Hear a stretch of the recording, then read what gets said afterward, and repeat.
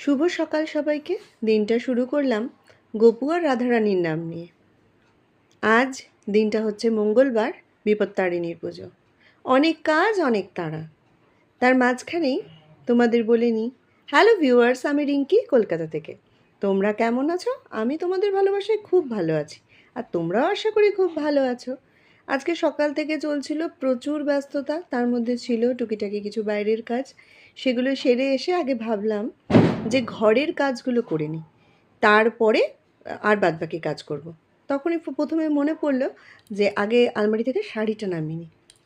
যেই শাড়িটা নামানোর জন্য আলমারি খুললাম, মনে হলো একটাও শাড়ি কিন্তু নেই। আমাদের প্রতিটা মেয়ের কিন্তু এই একই অবস্থা। যাই হোক, তারপরে তুড়ি দিয়ে ঘরটা পরিষ্কার করে নিলাম। না না না না, মজা করছি। তুড়ি দিয়ে যদি ঘর পরিষ্কার থেকে সব কাজ হয়ে যেত, তাহলে আমরা গৃহবধূরা একটুখানি নিস্তার পেতাম। সেটা তো সম্ভব না। তো শাড়ি, ব্লাউজ, সায়া কী পরবো না পরবো সব গুছিয়ে তারপরে ঘরটাকে ক্লিন করতে চলে আসলাম। তো ঘরদোর ক্লিন করে তাড়াতাড়ি করে আমাকে স্নান করতে হবে, করে পুজো দিতে যেতে হবে। তার মধ্যে আবার শাহবাবুও খেতে চলে আসবেন, মানে ব্রেকফাস্ট করতে চলে আসবে। বাচ্চারাও রয়েছে।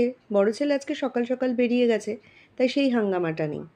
ছোটো ছেলে আজকে স্কুল যেতে পারবে না, কারণ আমি যেহেতু বেরোবো, তাই ওকে বললাম তুই কোচিং থেকে পড়ে এসে ঘরেই থাক, আমি পুজো দিতে যাবো। চলো আমি স্নানটা সেরে আসি, স্নান সেরে রেডি হই। তো আমার স্নান সারা হয়ে গেছে, রেডিও হয়ে গেছি, শাহবাবুর ব্রেকফাস্টও হয়ে গেছে।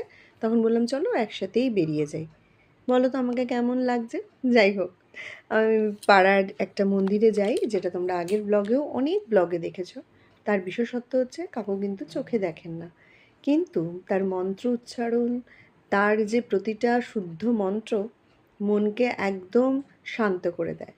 তো আমার পাড়াতেই, মানে শ্বশুরবাড়ি পাড়ার সামনেই মন্দিরটা। প্রতি বছর সেখানেই নীলের পুজো, ব্রতকথা, মানে বিপত্তারিণী ব্রত সব সেখানেই করি।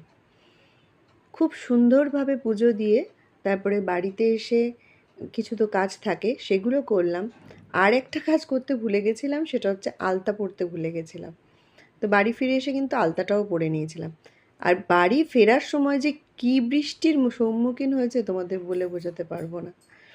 দেখেছো, আলতাও পড়া হয়ে গেছে। ভিডিওটা আজকের মতন এই পর্যন্ত। আশা করি তোমাদের ভালো লেগেছে। ভালো লাগলে কিন্তু লাইক কমেন্ট করতে ভুলো না। সবাই ভালো থেকো, সুস্থ থেকো। টাটা।